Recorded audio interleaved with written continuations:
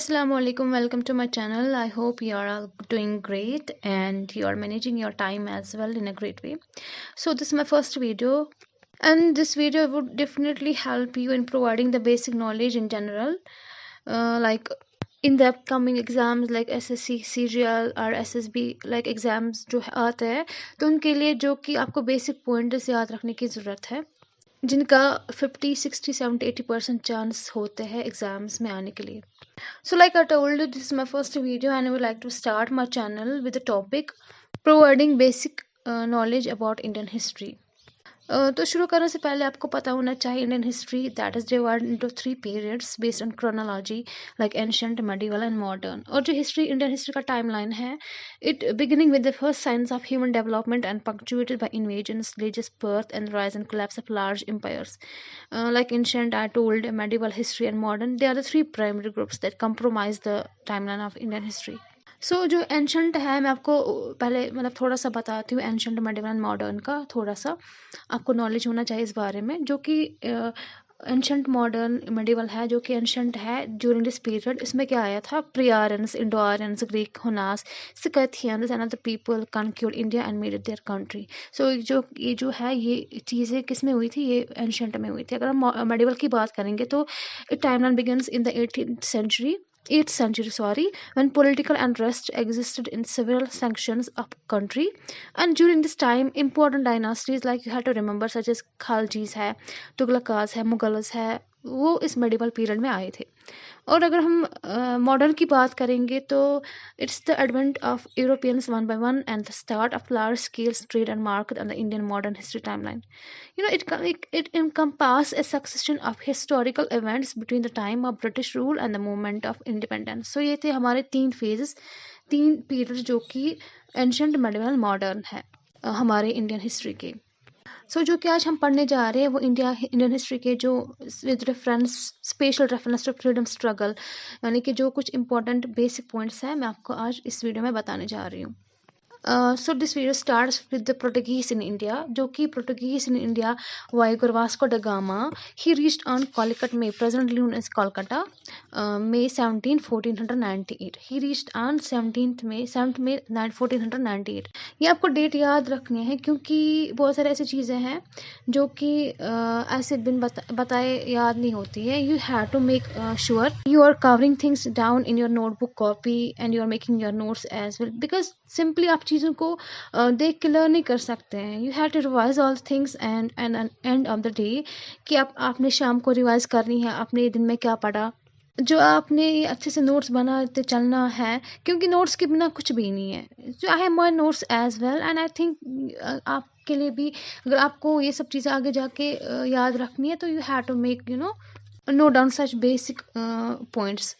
Like I told कि Portuguese से start करूँगी मैं. 17 मई 1498 में पोर्टुगीज आए थे इंडिया में.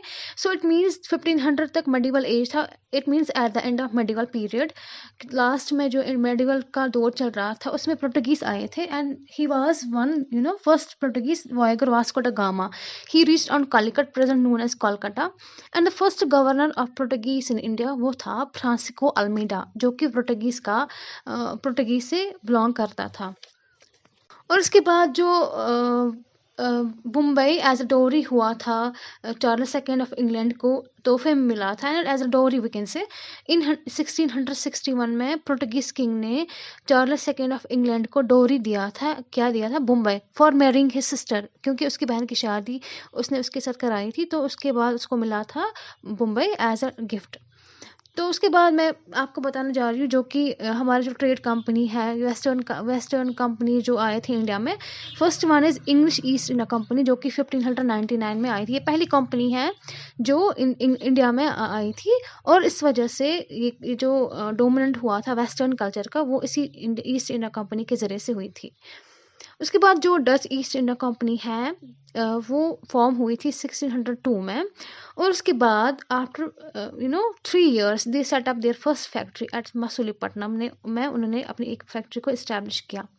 उसके बाद कैप्टन विलियम हॉकिंस जो कि 1609 to 11 में जहांगीर कोर्ट में स्टे किया था, but he failed to get the king's permission to erect a factory at Surat. उनको एक परमिशन लेनी थी ताकि वो क्या करें, वो एक फैक्ट्री सूरत में इस्टेब्लिश करें, but he failed. And the one who succeeded was captain Middleton, who succeeded in this effort in 1611. You have to remember, you have to note down these points. मैं आपको इंडिया के जो Indian history है कुछ basics जो है, जो आपको मतलब जिसके चांस होते हैं एग्जाम्स में आने के लिए, तो वो मैं आपको बताने जा रही हूँ। ये पूरा इंडिया का हिस्ट्री नहीं है, बट द बेसिक पॉइंट्स जिसको याद करके या आपको रिवाइज करके आपको बहुत सारी फ़ायदे की चीज़ देखने को मिलेगी। तो उसके बाद फ्रेंच ईस्ट इंडिया कंपनी आई थी। It was set up in 1664 and after 4 years, exact 4 years, they established their first factory at Surat in 1668 and another factory after 1 year 69 में जो उन्होंने एक दूसरी फैक्ट्री कायम की, वो मसूलीपट्टनम में हुई थी। सो ये था बेसिक नॉलेज अबाउट पोर्टुगीज जो इंडिया के जो ट्रेडर्स आए थे इंडिया में, जो ब्रिटिशर्स ने ट्रेड शुरू करना स्टार्ट किया था। तो ये जो है ये नॉलेज है about freedom with reference to freedom struggle. उसके बाद अगर हम गवर्नर जनरल्स की बात करेंगे, जो गवर्नर जनरल ऑफ इंडिया, यानी कि मैं आपको आफ्टर इंडिपेंडेंस की बात नहीं कर रही हूँ, ये जो ड्यूरिंग स्ट्रगल भी नहीं है, बिफोर ड्यूरिंग ब्रिटिश कॉलोनियल की बात कर रही हूँ, आफ्टर बिफोर इंडिपेंडेंस की बात कर रही हूँ, जब इंडिया ब्रिटिश कॉलोनियल के ओवर रूल था। तो उसमें जो क्या गवर्नर जनरल्स रहे हैं वो मैं आपको बताना चाह रही हूँ। Like first one is Warren Hastings. he ruled from 72 to 1785 and you have to remember कि he was the first governor general of Bengal, not India but the governor general of Bengal। तो इस दौरान क्या हुआ था, मैं आपको ये याद रखोगे अब तो ये भी काफ़ी है, लेकिन थोड़ा सा नॉलेज, बेसिक नॉलेज इनका होना चाहिए कि ये जो आए थे गवर्नर जनरल, इनके दौरान क्या हुआ था, कुछ ऐसी बेसिक चीज़ें हैं वो आपको पता होनी चाहिए। तो वारेन हेस्टिंग्स के दौरान दो वार हुए थे, first Anglo war and Maratha war, जो कि फिर कुछ ट्रीटी की वजह से उनको एंड किया गया। ये जो वारेन हेस्टिंग्स है उसको कहते हैं कि first Anglo war and second Anglo war, जो कि इस दौरान हुए थे। उसके बाद जो लॉर्ड कैरनविल्स है, he ruled from 1786 to 1793। He framed the permanent settlement of Bengal, जिसको हम आल्सो से कॉल्ड जिम्मेदारी सिस्टम, यानी कि कॉर्नवालिस के दौरान उन्होंने क्या किया था, एक फ्रेम किया था सेटलमेंट ऑफ बंगाल। उसके बाद लॉर्ड वेल्सले है, जो कि 1798 टू 1805 में तक रूल किया था। उसने क्या किया था, he adopted the policy of subsidiary alliance, a system to keep the Indian rules under control and make the British the parliament power. He defeated the Mysore force, जो कि अंडर था टीपू सुल्तान के under, in the fourth Anglo Mysore war in 1799। उसके बाद Lord Minto first है, sorry मैं first लिखना भूल गई हूँ, Lord Minto first. He ruled from 1807 to 1813। तो उसके बाद क्या हुआ था, उसके दौरान conclude the treaty of Amritsar with Maharaja Ranjit Singh, और चार्टर एक्ट पास हुआ था 1813 में। उसके बाद लॉर्ड हेस्टिंग्स है, ही रूल्ड फ्रॉम 1813 टू 23। इसमें हुआ था Anglo Nepal war was fought during his reign with ended with the treaty of Sugauli in 1816। उसके बाद लॉर्ड विलियम बेंटिक है, जो कि मोस्ट मतलब कि आपको याद रखना है इसके बारे में, क्योंकि ही became the first governor general of India. Like I said कि आपको कंफ्यूजन में नहीं पड़ना है, वारेन हेस्टिंग्स जो मैंने आपको बोला, he was the first governor general of Bengal. और अगर हम लॉर्ड विलियम बेंटिक की बात करें, he became the first governor general of India, not Bengal, first governor general of British India, जो कि इंडिपेंडेंट इंडिया था उसके दौरान he became the first governor general. And he was the one who made English the medium of higher education in the country after the recommendation of Macaulay. आपको याद होना चाहिए कि आप मैक्यूले मिनट का पढ़ सकते हो। मैक्यूले मिनट जो है उसकी वजह से, जो कि मैक्यूले ने उसने अपना एक मैक्यूले मिनट बनाया था, उसमें ये किया गया वहाँ पे जो वेस्टर्न कल्चर जो कि कंट्रोवर्सी था बिटवीन एंग्लिसिस्ट एंड ओरिएंटलिस्ट में, वहाँ पे एक वो ख़त्म हो गया और जो western tradition culture art religion है उसको अडॉप्ट किया गया थ्रू लॉर्ड विलियम बेंटिक के दौरान। और इसमें चार्टर एक्ट ऑफ 1813 भी पास हुआ था ड्यूरिंग दिस पीरियड। इसमें क्या हुआ था, वेस्टर्न कल्चर को अडॉप्ट किया गया था, उसको डोमिनेंट बनाया गया था। उसके बाद जो लॉर्ड डेल हाउस जो है वो आए थे। ही उसके जो रिफॉर्म्स कुछ थे। He ruled from 1848 to 1856 and he was the one who opened the railway first in the railway station in 1853 from Mumbai to Thane। आपको याद रखना है। So these were the governor generals of India before independence। उसके बाद जो 56 तक उन्होंने rule किया और 1857 में रिवोल्ट आया था। ये आपको याद होगा कि रिवोल्ट ऑफ 1857 मशहूर है।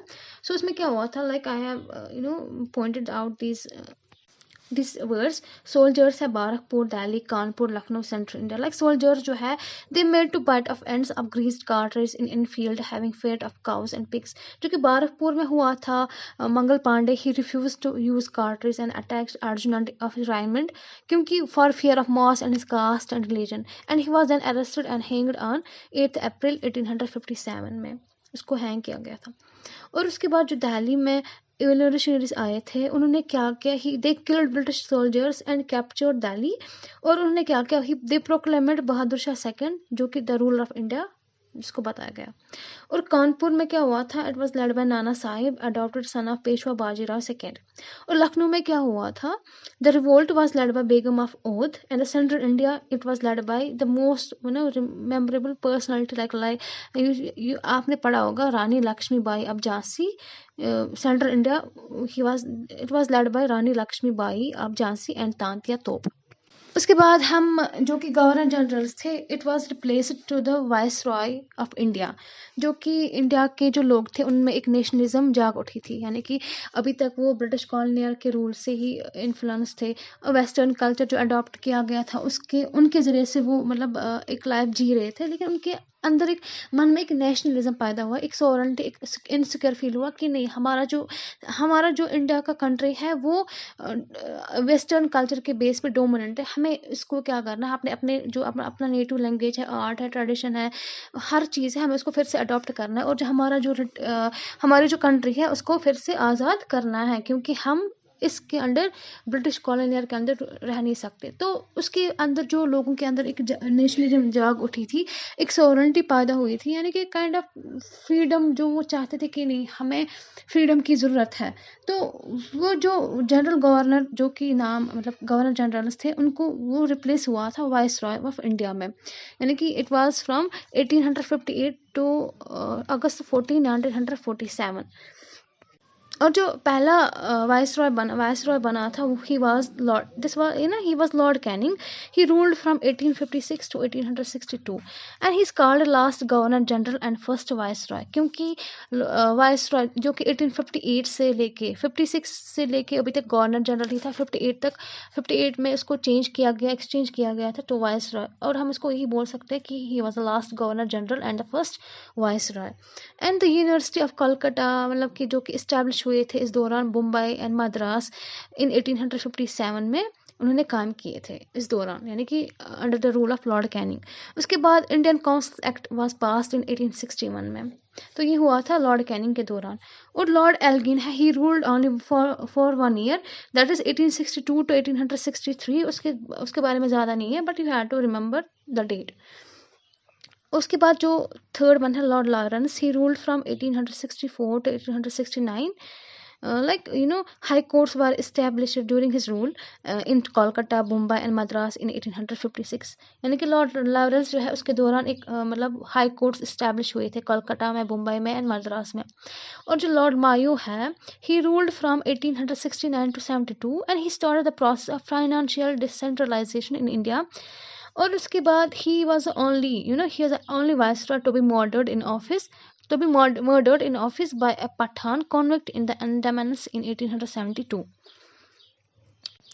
ये खाली एक ही वाइसरॉय जो कि इनका मर्डर हुआ था ऑफिस में।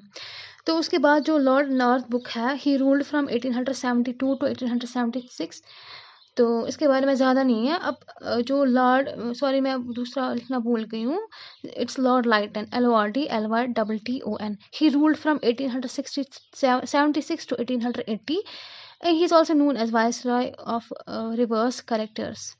इसमें क्या हुआ था, he organized the grand Delhi Darbar in 1877 to decorate Queen Victoria with the title of कैसरी हिंद। जो कि कैसर हिंद, आपको पता है कैसर हिंद क्या है ये? It was something like given to Mahatma Gandhi by the British government for his services during the Boer War. It literally means Emperor of India in Hindustani language. यानी कि अगर हम देखेंगे कि कैसर हिंद का मतलब ही है Emperor of India. So कैसर हिंद इसी का मतलब हुआ, जो कि टाइटल दिया था महात्मा गांधी को बाय ब्रिटिश सोल्जर्स।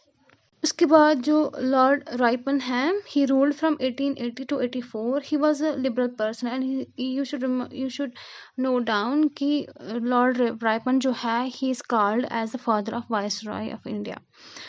तो he passed the local self government act जो 82 में हुआ था। और उसके बाद जो लॉर्ड डफरिन है, ही रूल्ड फ्रॉम 84 to 1888। इसमें क्या हुआ था, इसके रूल के दौरान हुआ था INC was formed during this tenure, Indian National Congress.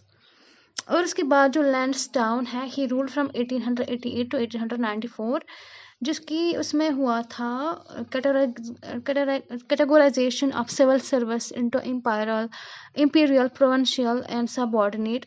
Indian council act of 92 was passed. उसके बाद जो लॉर्ड कर्जन आते हैं, उसके बाद he ruled from 1899 to 1905। He passed the Indian University Act 1904, in which official control over the universities were increased। और इसमें हुआ था जो पार्टीशन किया गया था लॉर्ड कर्जन ने। Lord Curzon partitioned Bengal October 16, 1905 into 2 provinces, जिसको हम बोले थे east Bengal and west Bengal. So this was the Lord Curzon who partitioned Bengal into 2 different states, east and west, and he extended railways to get a great extent। उसके बाद जो Lord Minto आते हैं, he ruled from 1905 to 1910। इसमें भी हुआ था, इनके दौरान हुआ था Indian council act was passed, जिसको हम मॉरली मिंटो रिफॉर्मर्स भी बोलते हैं, इन 1909 में।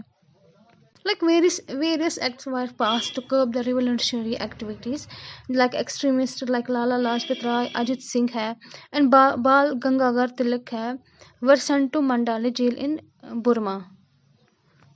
उसके बाद जो आते हैं लॉर्ड हैर्डिंग, जो कि 1910 to 1916 में आए थे। He held a darbar in December 1911 to celebrate the coronation of King George V। Partition of Bengal was cancelled 1911 में, फिर से जो partition बंगाल का हुआ था, it was united again under the rule of Lord Hardinge। और एक मेन चीज़ हुआ है, जो कि कैपिटल कोलकाता हुआ करती थी, उसको चेंज किया गया था तो दिल्ली में। Delhi was made capital in place of Kolkata. और उसके बाद जो गांधी जी है, he came back to India from South Africa 1915 में आए थे। और एनी बेसेंट हैं जिन्होंने अनाउंस किया था home rule movement. Home rule movement deals with Annie Besant. The question में appear in examination hall, like who ruled the home rule movement or who announced the home rule movement? You had to write down and you had to remember Annie Besant। Another one is Lord Chelmsford। He ruled from 1916 to 1921, जिसमें बहुत सारे ऐसे declaration हुए थे, जैसे अगस्त declaration 1917 में हुए थे। और जो गवर्नमेंट ऑफ इंडिया, वो एक्ट पास हुआ था 1919 में। उसके बाद जो लॉर्ड रीडिंग है, ही रूल्ड फ्रॉम 1921 to 26। उसमें क्या हुआ था, उसमें रोल्ट एक्ट हुआ था, repealed along with the press act of 1910। And Lord Irwin हुआ था, like Simon commission visit India in 1928। Lord Irwin जो है, ही रूल्ड फ्रॉम 1926 to 31। उसमें साइमन कमीशन का विजिट हुआ था इंडिया में 1928। और कांग्रेस का जो रेजोल्यूशन है, कांग्रेस पास द इंडियन रेजोल्यूशन इन 1929। और डांडी मार्च जो 1930 में हुआ था, और सिविल डिसोबीडियंस वो भी 1930 में हुआ था। उसमें क्या हुआ था, first round table conference held in England in 1930। Gandhi ji जो है, उन्होंने इरविन पैक्ट लाइक मार्च 1931 में साइन किया था। और सिविल डिसोबीडियंस जो है, उसको विड्रॉ किया गया था during the Lord Irwin period. उसके बाद लॉर्ड विलिंगटन है, उसमें second round table conference London में हुआ था 1931 में। और on his return Gandhi ji को अरेस्ट किया गया था फिर से। और जो सिविल डिसोबीडियंस जिसको विड्रॉ किया गया था, वो फिर से रिज्यूम किया गया 1932 में। और communal awards assigned seats to different religious communities. और जो थर्ड राउंड टेबल कॉन्फ्रेंस हुआ था 1932 में। और गवर्नमेंट ऑफ इंडिया एक्ट पास हुआ 1935 में। और another one is Lord Linlithgow। He ruled from 1936 to 44। उसमें क्या हुआ था, outbreak of world war second in 1939, और क्रिप्स मिशन हुआ था 1942 में, और क्वाइट इंडिया मूवमेंट जो कि 8 अगस्त 1942 में हुआ था। और उसके बाद लॉर्ड वेविल है 1944 टू 47 में। He arrange the Shimla conference on June 1945 with Indian National Congress and Muslim League but failed. और उसमें एक चीज़ हुआ था, cabinet mission plan 1946, or elections to Constituent Assembly were held, and an interim first meeting of the Constituent Assembly was held on December 9, 1946. It was done during the period of Lord Wavell. और उसके बाद last but not the least, that is Lord Mountbatten. He ruled from March 1947 to August 1947. He is called as last Viceroy of British India and the first Governor General of Free India. And don't get confused between the two personalities like Lord Mountbatten and Lord William Bentinck.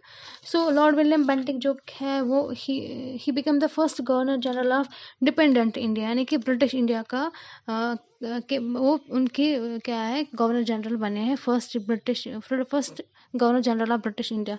अगर हम Lord Mountbatten की बात करें, he became the first governor general of free India. Free India you have to मतलब not get confuse much.